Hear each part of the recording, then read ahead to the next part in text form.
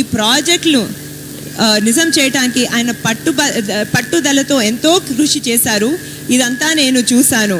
ఆయన సెక్రటేరియట్కి వెళ్ళేవారు, అందరితో కలిసేవారు, ఈ ప్రోగ్రామ్స్కి అప్రూవల్స్ కోసం చాలా కష్టపడ్డారు. చాలా కాంపిటీషన్ ఉండేది, ఎన్నో ప్రోగ్రామ్స్ ఉండేవి. నిధులు కేటాయించారు, నిధులు టైంకి విడుదల చేసేటట్టు చూశారు. అదే కాకుండా ముఖ్యంగా ఈ ప్రోగ్రామ్స్ కోసం, ఈ ప్రాజెక్టుల కోసం వర్కులు టైంకి చేసేటట్టు చూశారు. నాన్నగారు నిజంగా మీ అందరి కోసం, మా కుటుంబ సభ్యులందరి కోసం ఎంతో కష్టపడ్డారు, కష్టపడుతూనే ఉంటారు. ఇప్పుడు 2019లో ఏమైందో మనందరికీ తెలుసు. ప్రతిపక్షంలో ఉన్నా కూడా నాన్నగారు ఎన్నో ప్రోగ్రాంలు చేయటం జరిగింది, అవునా కాదా? కరోనా టైంలో ఎప్పుడైతే ఇక్కడ గవర్నమెంట్ ఆసుపత్రిలో మంచి సౌకర్యాలు లేవో, ఎప్పుడైతే మంచి ట్రీట్మెంట్, మంచి ఎక్విప్మెంట్ లేదో, ఆయన తన సొంత నిధులతో ఇక్కడ వెంటిలేటర్లు ఏర్పాటు చేయటం జరిగింది. ఆక్సిజన్ యూనిట్లు కానివ్వండి, లేకపోతే ఎక్స్రే యూనిట్లు ఏర్పాటు చేశారు. శానిటైజర్ డబ్బాలు ఇవ్వటం జరిగింది, ఫేస్ షీల్డ్స్ ఇవ్వటం జరిగింది, ఎన్నో పనులు చేశారు. దానివల్ల ఎంతోమంది ప్రజల ప్రాణాలు కూడా కాపాడటం జరిగింది.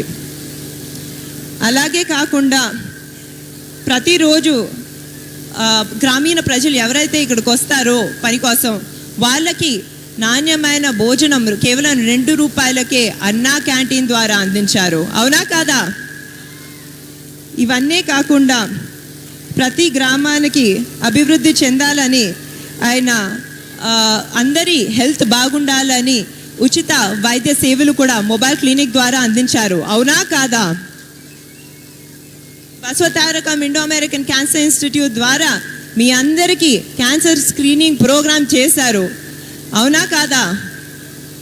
చేసి ఎవరికైతే చికిత్స అవసరమో హైదరాబాద్లో హాస్పిటల్లో ఆయన ఈ సేవలు అందించారు. అదే కాకుండా హెరిటేజ్ మరియు సంస్థల నుంచి వాళ్ళు కేటాయించిన CSR ఫండ్స్ని ఆయన తీసుకొచ్చి ఆ ఫండ్స్ ద్వారా ఎన్నో స్కూల్స్, ఎన్నో కాలేజీల్లో అభివృద్ధి ప్రోగ్రాంలు కూడా చేయటం జరిగింది.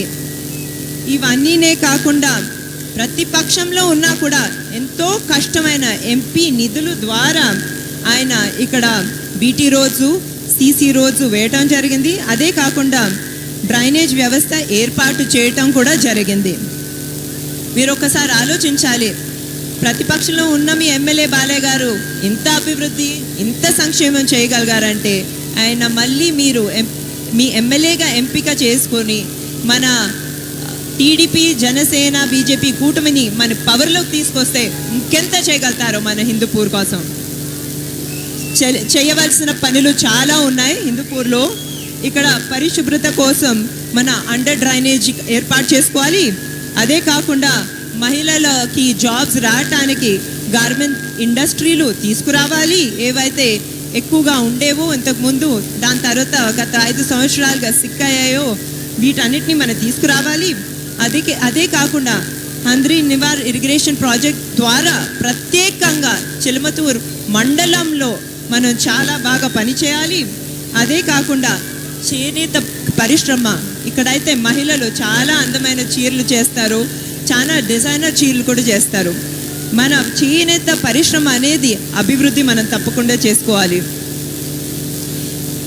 మీరు ఆలోచించాలి, ఇన్ని సంవత్సరాలుగా మన బాలకృష్ణ గారు సినిమా రంగంలో కానివ్వండి, రాజకీయాల్లో కానివ్వండి, సేవా రంగంలో కానివ్వండి, ఇంత స్పీడ్గా ఆయన ముందుకెళ్తున్నారంటే అది కేవలం మీ అందరి ప్రేమాభిమానాల వల్ల, మీ వల్ల. నాన్నగారు అన్స్టాపబుల్, మీ ప్రేమ వల్ల నాన్నగారు అన్స్టాపబుల్. ఎంతోమంది ఆయనకి చెప్పడం జరిగింది, మీరు సినీ రంగంలో ఇంత సక్సెస్ఫుల్గా ఉన్నారు, ఇన్ని సంవత్సరాలైనా కూడా మీకు ఇటువంటి రాజకీయాలు ఎందుకు, ప్రత్యేకంగా ఇంత దిగజారిన కక్ష రాజకీయాలు ఎందుకు, మీరు హ్యాపీగా సినిమాలు చేసుకోవచ్చు, మీరు హ్యాపీగా అన్స్టాపబుల్ షో చేసుకోవచ్చు కదా అని. ఆయన చెప్పేది ఒకటే విషయం, హిందూపూర్ అనేది నేను పుట్టిన గడ్డ లాంటి చోట. నేను హిందూపూర్ని భారతదేశంలోనే ఒక మోడల్ నియోజకవర్గంగా తీర్చిదిద్దుతాను అని చాలా డిటర్మినేషన్తో చెప్పడం జరిగింది.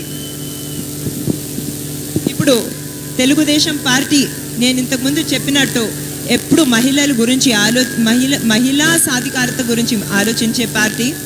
ఇంతకుముందు సుమిత్ర గారు, అమ్మగారు, తేజస్విని ఆల్రెడీ చెప్పారు ఎంత ఫోకస్ మేము పెడుతున్నాము.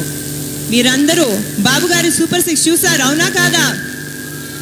నిన్న రిలీజ్ చేసిన మేనిఫెస్టో చూసారు, అవునా కాదా? అందులో మహిళల మీద ఎంతో ఫోకస్ పెట్టడం జరిగింది, అవునా కాదా? ఇప్పుడు కొన్ని పథకాల గురించి చెప్పాలంటే ప్రతి మహిళకి